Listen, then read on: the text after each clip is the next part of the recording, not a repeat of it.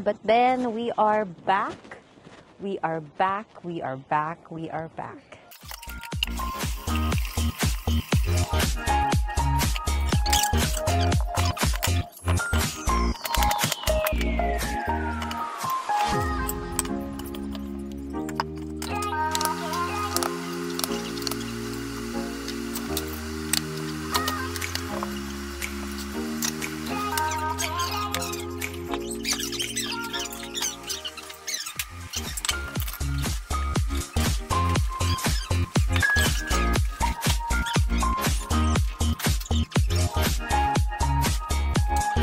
Welcome back sa aming YouTube channel, April in Canada! Ayun, so nanunumbalik kami. Ayan, after 10 months or more than mga 11 months ata, ano. Last time na nag-vlog kami, I think 4 months pa lang si Zach. Or if may, tama, 4 months. 4 months pa lang si Zach that time at hindi pa siya naglalakad. Wala pa siyang masyadong activity. But ngayon, ayan, sobrang kulit niya na, naglalakad na, sumisigaw-sigaw na, hello guys. And, life update.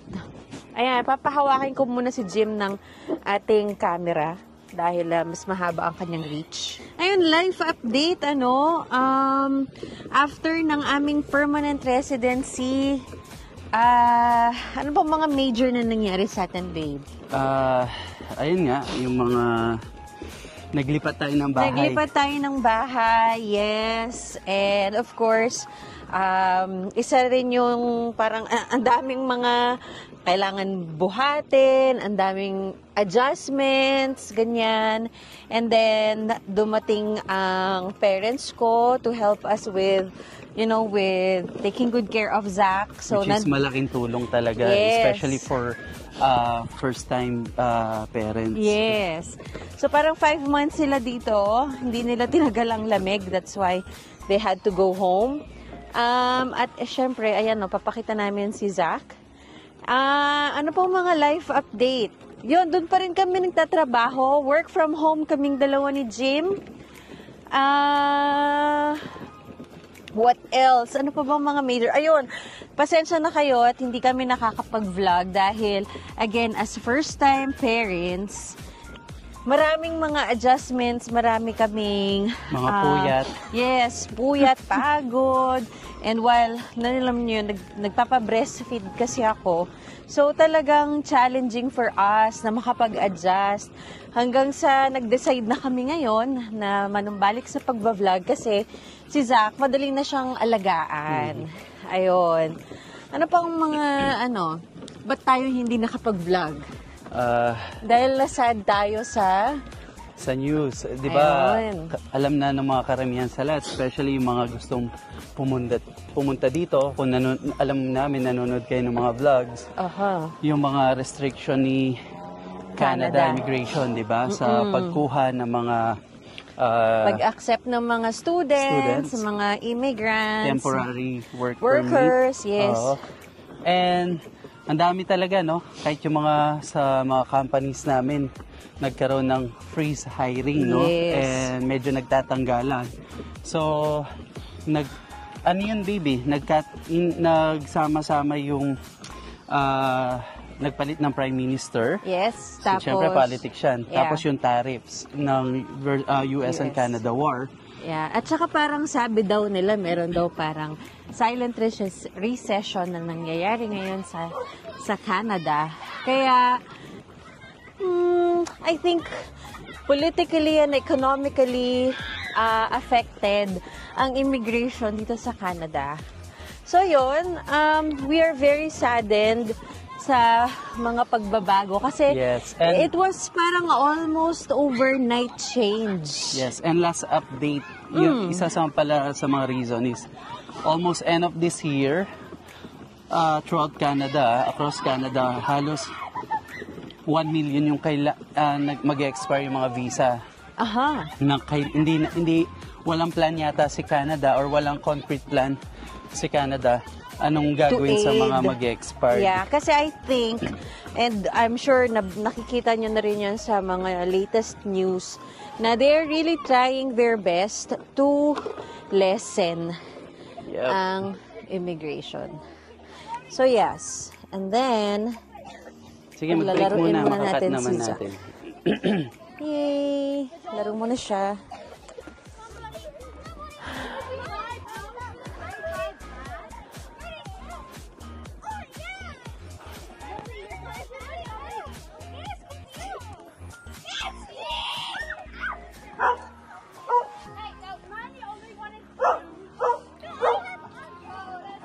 Oh, that's a big, big dog. That's Lassie.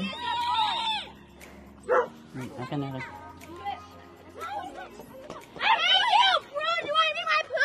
Ayan, nandito kami sa playground. Every day, nilalabas namin dito si Zach. Twice a day, we make sure na nakakapaglaro siya and socialize. Kasi nga, hindi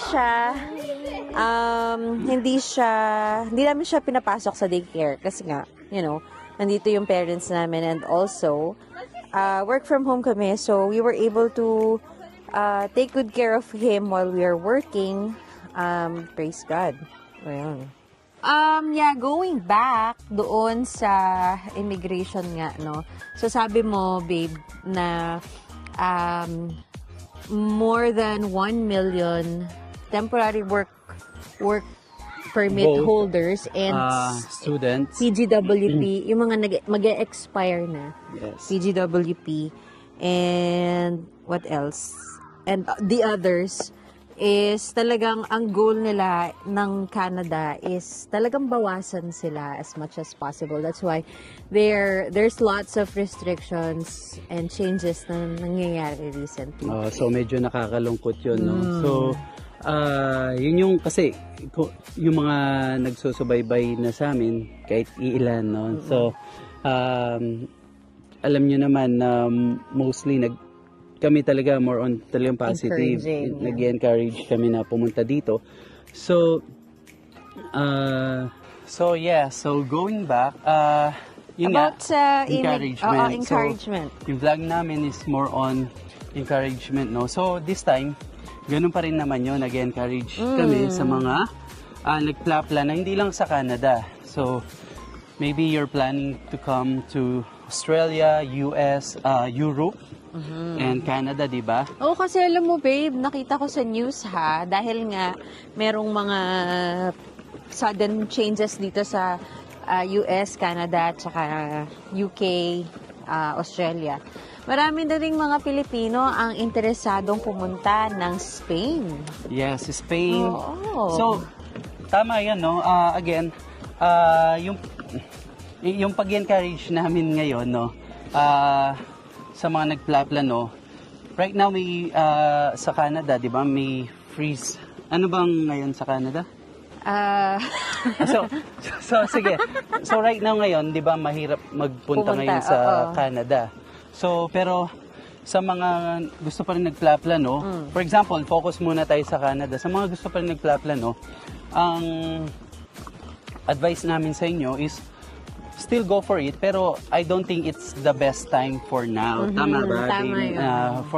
Or maybe next year hindi pa. Pero that doesn't mean na mag-stop kayo sa from preparing. Ano yung mga kailangan mo right now? Kasi time will come, maybe 3 years from now, mag-o-open. Kasi based naman sa history, babe, nung trend history, talaga nagko-close si Canada, nag-open, nagko-close. Depende sa demand. Talagang pabago-bago. Yes, pabago-bago. But eventually, mag-o-open pa rin naman sila. Pero yun nga yung maganda dito, kung nanonood ka ngayon dito, it's about sa vlog na to. At least, meron ka na yung tawag na, ano yung nauuna? Baby steps?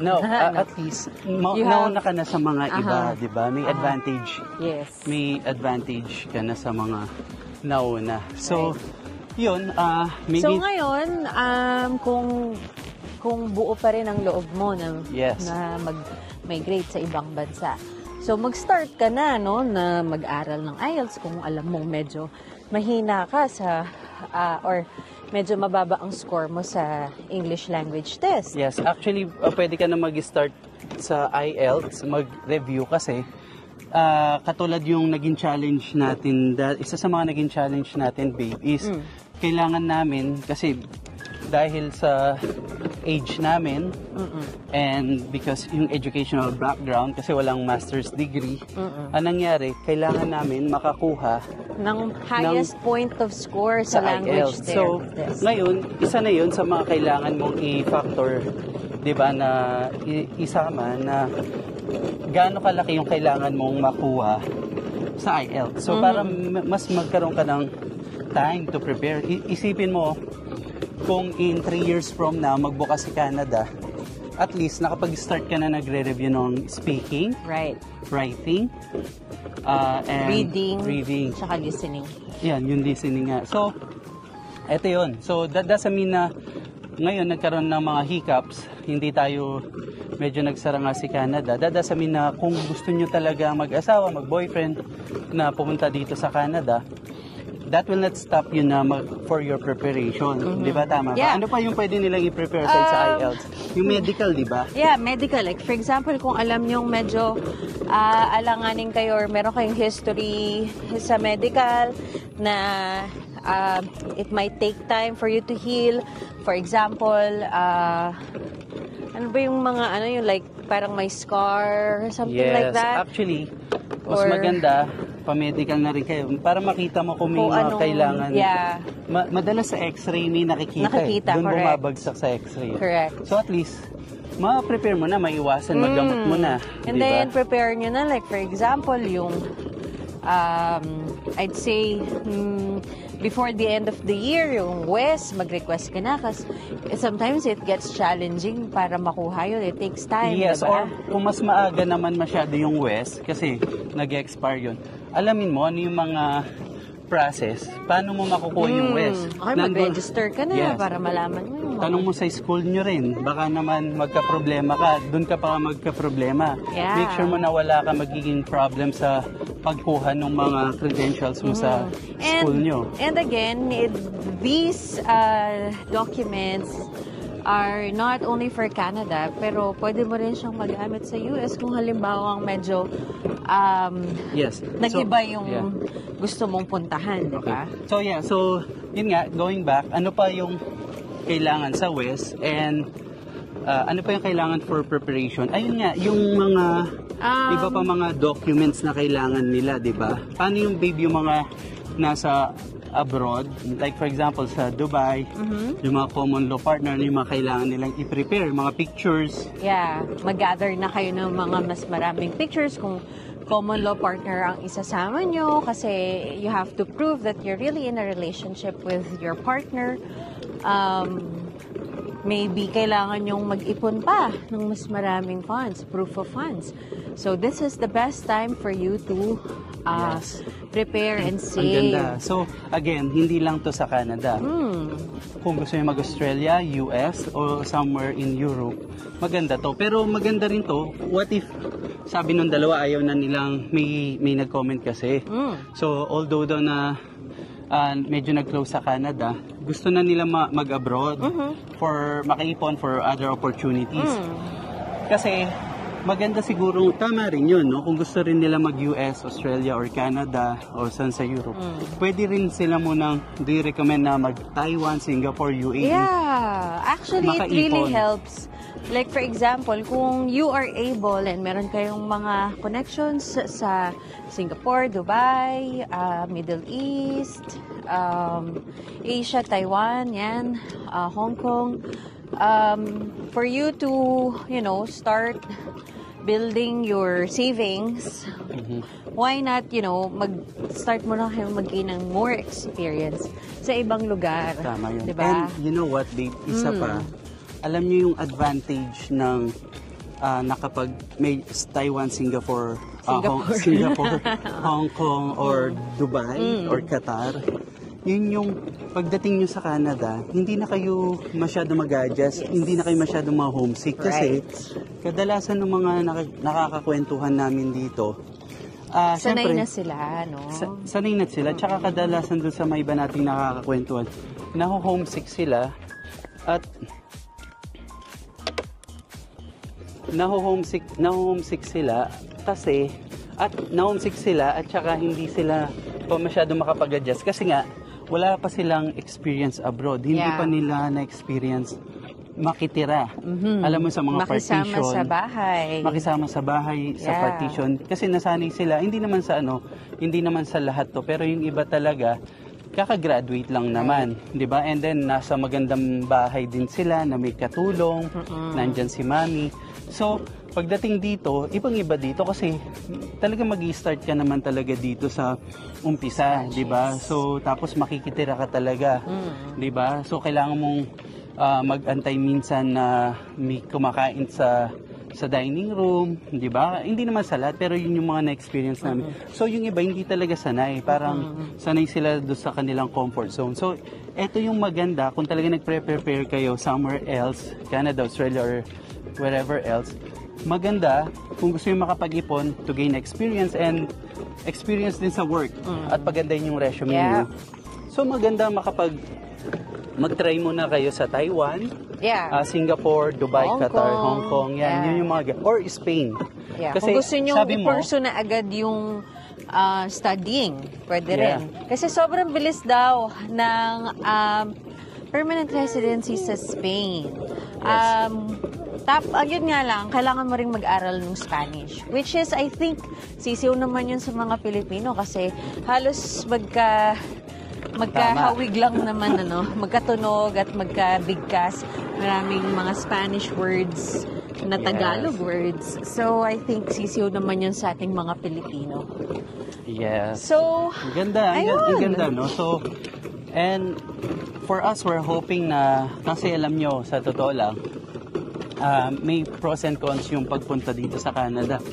Yun na, yung alam na ng iba. Mahal na ang mga bilihin, talaga. Nagmahal din yung mga bilihin. Ang mga pros and cons, explain muna natin.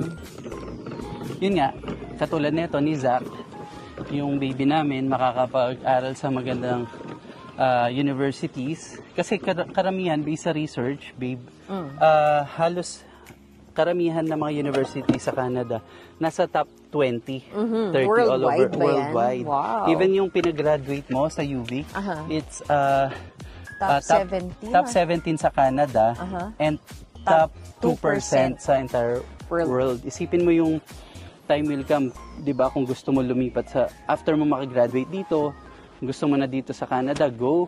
Kung gusto mo sa US or sa Dubai, mas malaki yung salary or opportunity. Pwede yun. Again, hindi naman guaranteed, pero malaki yung possibility, no, babe? So, may mga pros and cons. Yun nga yung maraming pros yung healthcare, pero yung downside rin dito, nakakainip kasi, to be honest, ako, yun nga yung usapan natin kanina, babe, is parang sana mas dumami pa yung Pinoy dito na makasama namin kasi iba pa rin maraming mas maganda. Iba pa rin pag mas maraming Pilipino kausap, community mas malaki. Sabi ko nga kay Jim, alam mo minsan na miss ko, gusto kong magbakasyon kahit ilang weeks lang sa Dubai. Kasi nga, yung marami akong mga kaibigan doon na naiwan. And minsan, lalo na pagka-parating ng winter, talagang nakakalungkot. So, yun. Kiss, mommy! Kiss! Kiss, mommy! I'm the crocodile. Roar! Tick-tock, tick-tock, tick. Kiss, mommy! I love you. Haha. So, kita nyo naman si Zach, yung last time na nakita niyo si Zach, nasa stroller pa. Ngayon, ayun na. Hi!